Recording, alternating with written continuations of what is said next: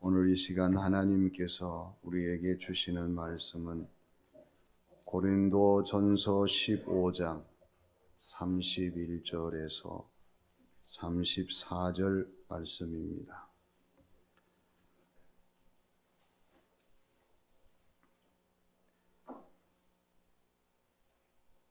형제들아, 내가 그리스도 예수 우리 주 안에서 가진 바 너희에 대한 나의 자랑을 두고 단언하노니 나는 날마다 죽노라. 내가 사람의 방법으로 에베소에서 맹수와 더불어 싸웠다면 내게 무슨 유익이 있으리요? 죽은 자가 다시 살아나지 못한다면 내일 죽을 터이니 먹고 마시자 하리라. 속지 말라. 악한 동무들은 선한 행실을 더럽히나니 깨어 의를 행하고 죄를 짓지 말라. 하나님을 알지 못하는 자가 있기로 내가 너희를 부끄럽게 하기 위하여 말하노라. 아멘. 요구사항이 참 많은 세상입니다. 불편한 것들에 대한 요구사항이 있습니다. 불의한 것들에 대한 요구사항이 있고요. 선처를 호소하는 요구사항도 있습니다. 모든 요구사항을 다 들어주면 좋겠지만 다 들어줄 수 없어서 요구사항에 관철되지 아니하면 더 강한 힘으로 밀어붙이면서 요구를 하는 세상입니다.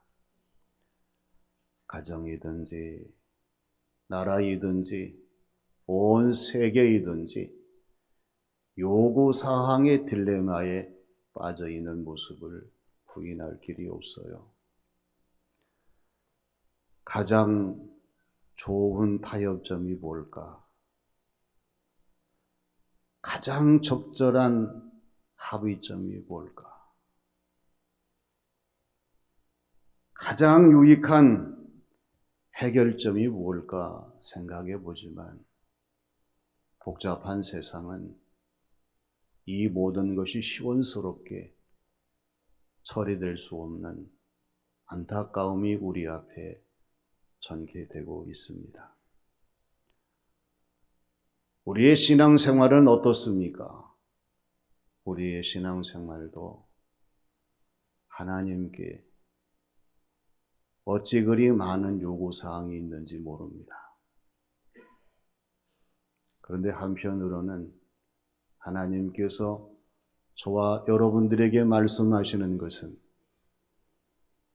너희들이 나에게 요구하기 전에 내가 너희에게 요구하는 것을 생각이나 하느냐 하는 침묵 어린 하나님의 탄식입니다. 하나님께서 오늘 주시는 말씀을 통해 저와 여러분들이 주님 안에서의 요구사항이 어떤 것인가를 말씀해 주시기를 원하십니다. 이 요구사항은 우리의 요구사항이 아니라 우리 주님의 요구사항입니다.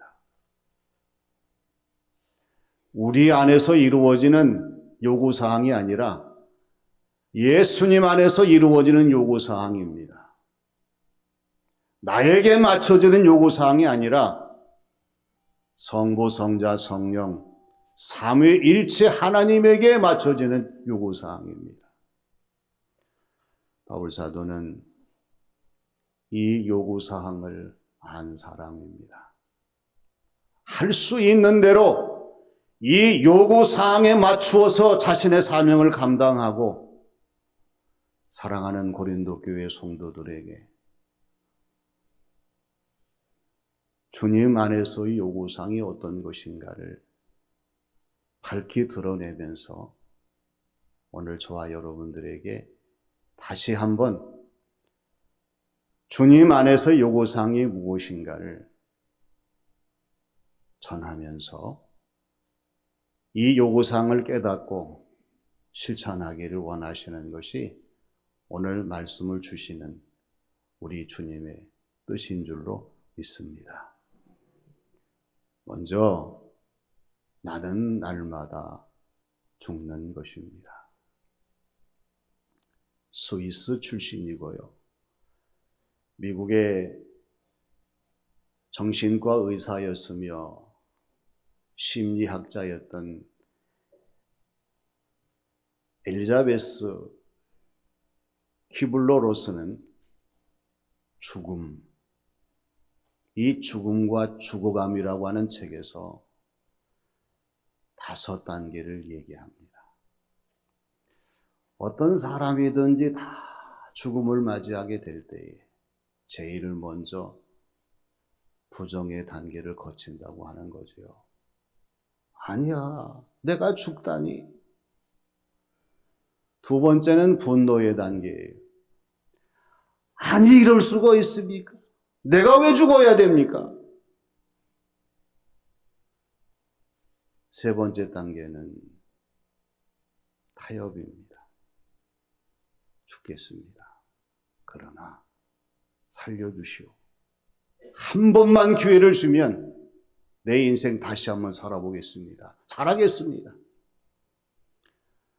네 번째 단계는 우울이라는 거예요. 아무리 발버둥 쳐도 죽음은 물리칠 수가 없어서 자신의 모든 이 마음 속에 우울하고 괴로운 모습으로 점점 자신이 죽어간다는 거죠. 마지막 단계는 수용이에요. 말없이 죽음이 찾아왔을 때에 그 죽음을 받아들이고 비로소 죽는다는 이야기예요. 학문적으로 죽음에 대한 문제를 잘 정리한 것에 대해서는 사람들이 동의하지만, 그러나 죽음이라 할지라도 이 죽음을 맞아들이는 사람들이 다 다르다고 하는 거예요. 그래서 이 이론에 동의하지 않는 사람도 많이 있습니다. 사실 그렇잖아요. 죽음 앞에서 슬퍼하는 사람이 있고 기뻐하는 사람이 있습니다.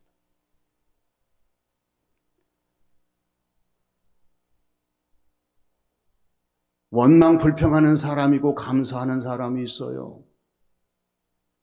절망 탄식하는 사람이 있는가 하면 오히려 희망을 가지고 찬양하는 사람들도 있어요. 그 차이가 뭘까요? 죽음 앞에 슬퍼하고 원망하고 절망하는 사람은 영원한 세계에 대한 믿음이 없습니다. 다음 세계에 대한 확실한 구원의 표준이 없어요. 그러나 죽음 앞에 기뻐하고 감사하고 소망을 갖는 사람들에게는 영원한 세상에 믿음이 있고 영원한 하나님에 대한 소망이 있고 내가 죽어도 산다는 확신 속에서 이 모든 죽음을 받아들이는 이 차이가 분명하다는 사실입니다. 그래서 바울 사도가 오늘 31절 말씀에서 형제들아,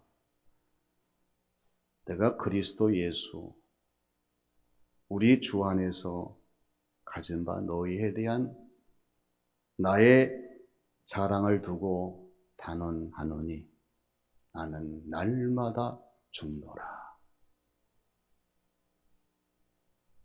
기분 나쁘세요? 죽는 이야기 하니까? 어차피 우리는 죽게 되어 있습니다. 명심해야 돼요.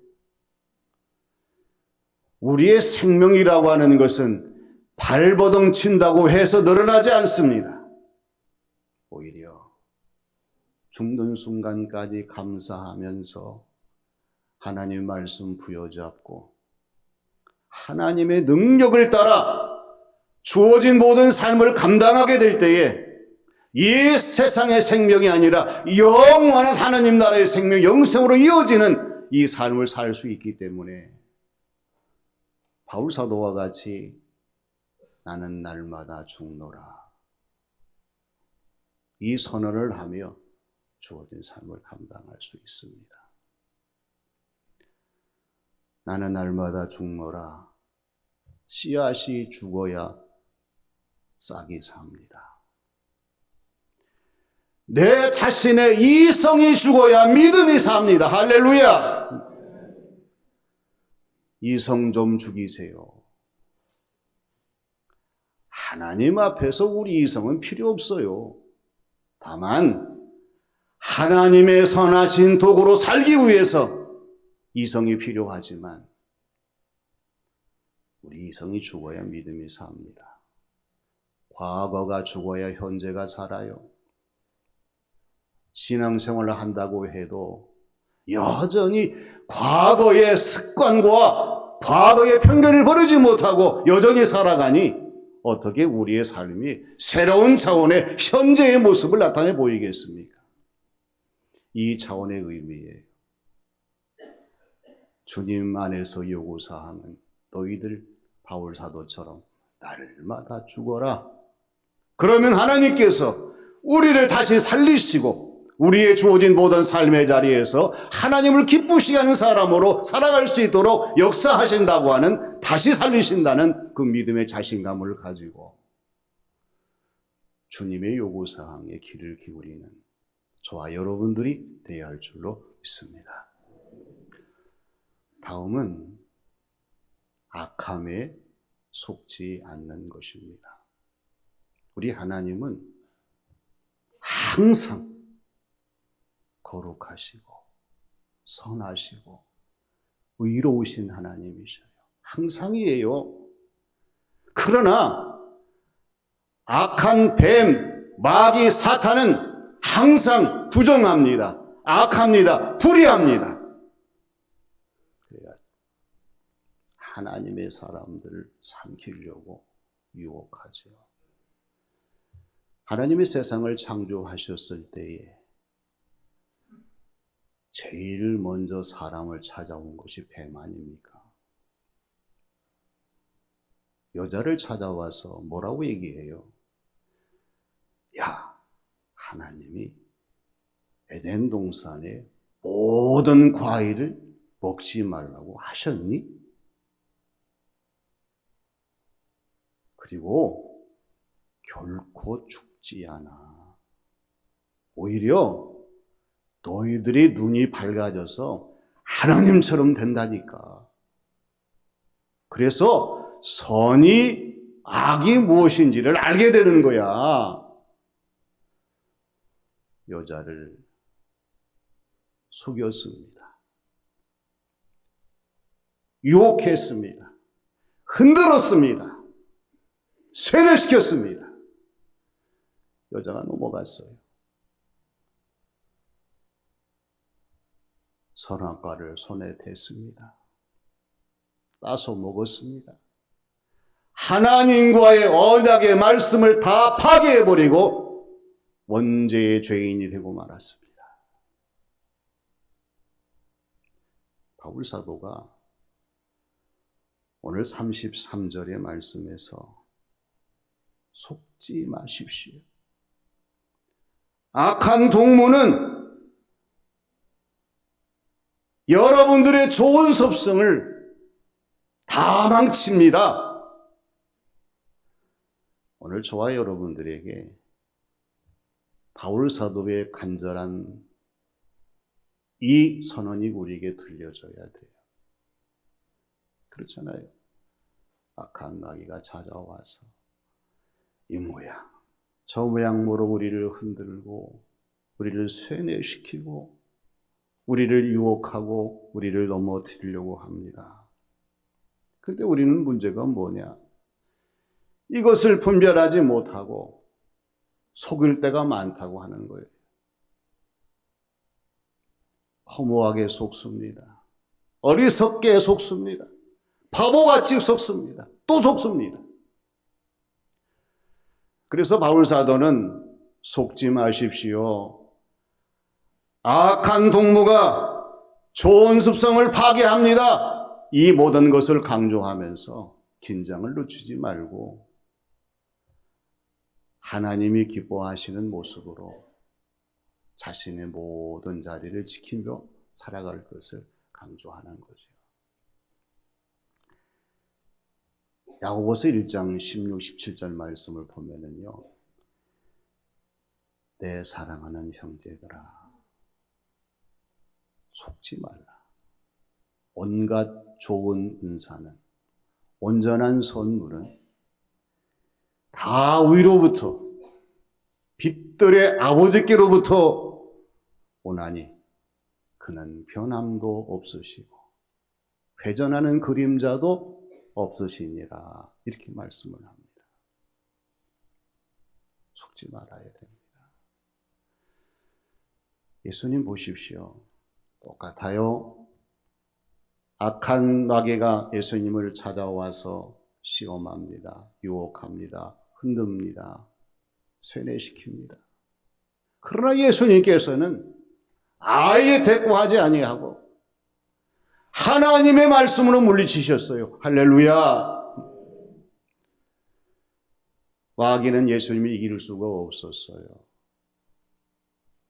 마귀가 떠나갔을 때에 천사가 예수님을 수종 들었습니다. 우리는 우리 힘으로 못 이겨요. 그러나 예수님의 이름으로 승리할 수가 있습니다. 천사가 와서 수종 들며 우리를 지킬 때에 절대적으로 악함에 속지 않는 성도의 모습으로 주님을 따르며 주어진 삶을 감당하게 될 줄로 믿습니다.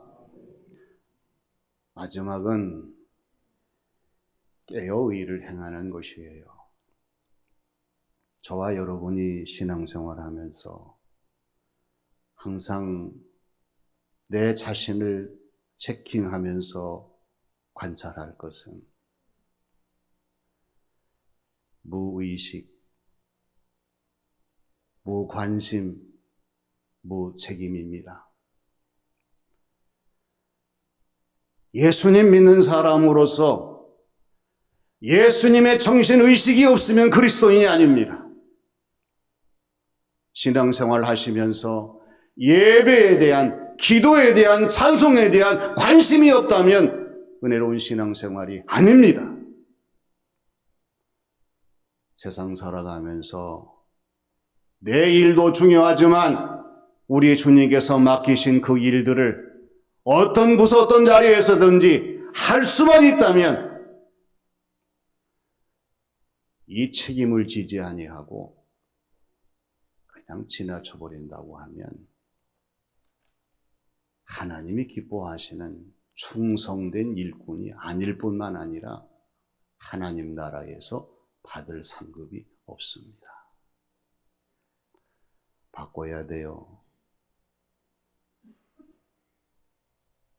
깨어 의를 행하는 성도의 모습으로 항상 예수님의 정신으로 살아야 됩니다.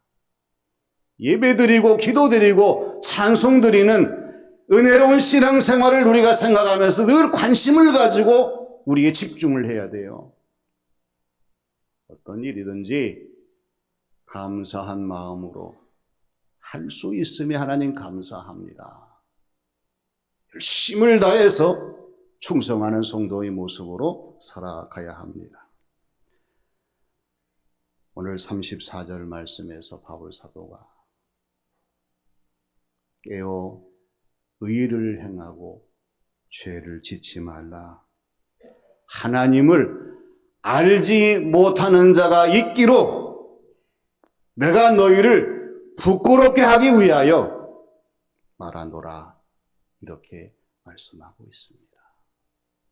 고린도 교회에 섞여 있는 교인들 가운데에서 깨어 의를 행하지 못하는 사람들, 하나님을 알지 못하는 사람들이 있었어요. 우리도 마찬가지입니다. 함께 교회를 섬기면서 깨어 의를 행하지 못하는 사람이 있다고 하면, 하나님을 알지 못하는 사람이 있다고 한다고 하면, 이건 우리의 모든 신앙생활 속에 상당한 불행입니다. 하나님은 오늘 저와 여러분들이 깨어 의를 행하는 사람이 되기를 원하시고요. 예수님께서는 이 모든 일을 감당할 수 있는 사람이 되도록 이끄시고, 성령님은 오늘 저와 여러분들이 깨어 의를 행하고 속지 않은 사람이 되도록 역사하신다고 하는 이 사실을 항상 명심하고 잊어버리지 않는 우리의 신앙생활과 삶이 되어야 할 줄로 믿습니다. 누가복음 21장 36절 말씀에서 예수님께서 말씀하셨어요. 이러므로 너희는 장차올 이 모든 일을 능히 피하고 인자 앞에 서도록, 인자 예수님 앞에 서도록 뭘 말씀하셨느냐? 따라서 합니다.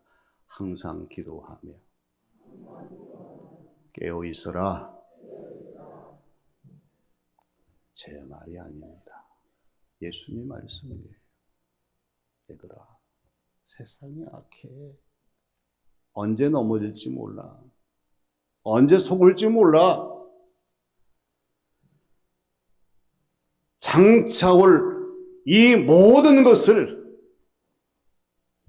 능히 피하고 먼 훗날 주님 앞에 서도록 항상 기도하고 깨었어야 된다, 이 말씀을 하셨어요. 이것이 주님 안에서의 요구사항입니다. 너희들 돈 많이 벌어야 된다. 1등 해야 돼. 최고가 돼야 돼. 그거보다도 오늘 저와 여러분들이 강조하시는 것은 장차올 모든 일들을 능히 피하고 우리 주님 앞에 당당히 서도록 항상 기도하고 깨어있는 이것입니다. 내가 내 힘으로 깨우려 하고 깨어있으려고 하면 어려워요. 못합니다. 그러나 성부, 성자, 성령 하나님께서 오늘 저와 여러분들을 깨워주시고 깨어있게 하시고 깨우게 하신다면 언제든지 가능한 성도의 모습으로 살아가게 될 줄로 믿습니다.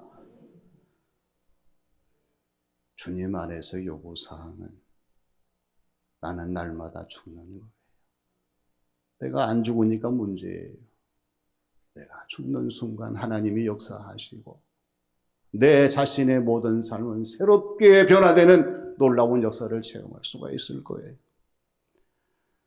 악함에 속지 않는 것입니다. 기억의 사람들을 속입니다. 그러나 늘 기도하면서 하나님이 도와주시고 역사하신다면 우리는 속는 사람이 아니라 속이는 사람이 아니라 속지 아니하고 끝까지 주님을 따르는 사람이 될 수 있어요. 깨어 의를 행하는 것입니다. 내가 깨어내야 영안이 밝아지게 되고 하나님 나라 확신을 가질 수 있는 성도의 모습으로 살아갈 수 있어요. 다시 한번 주님 안에서 요구사항을 실천하며 주어진 삶을 감당하는 우리 모두가 되시기를 주님의 이름으로 축원합니다. 아버지 하나님, 은혜를 감사드립니다. 혼탁한 세상 속에서도 저희들을 붙드시는 아버지 하나님, 이미 하나님이 세상을 창조하셨으며 이 세상을 주관하시며 지배하시며 이 세상의 모든 일을 다루시오니 하나님 저희들에게 주님 안에서 요구사항을 잘 지킬 수 있는 성도가 되게 하시고 언제나 하나님 기뻐하시는 성도의 모습으로 더 풍성한 열매를 맺도록 역사하여 주시옵소서. 예수님의 이름으로 기도하옵나이다. 아멘.